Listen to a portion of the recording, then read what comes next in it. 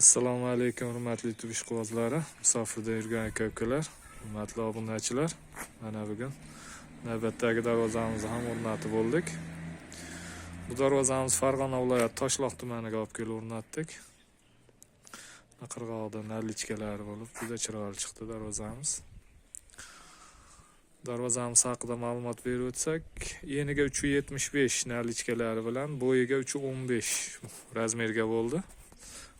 10 milyon 300 ming so'mga olib kelib o'rnatildi darvozamiz.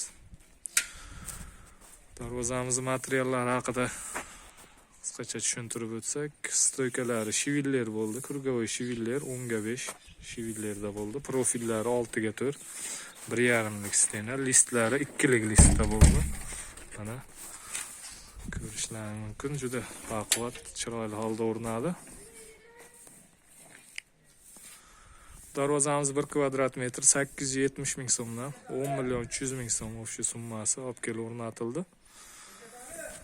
Darvozamiz mana zamoklar, o'sha zebr zamok. Orqa holatlarini ko'rsatsak. Assalomu alaykum. Hala, sizmisiz? Orqa holatlari. Orqalari ham tekis plotniy holda, chiroyli holda o'rnadi.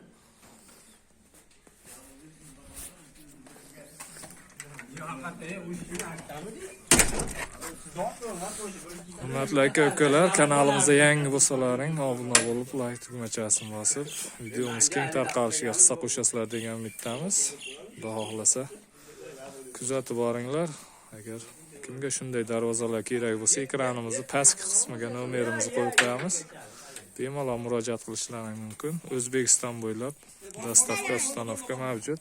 Va alaykum assalom. Doim kuzatib boringlar aka-ukalar.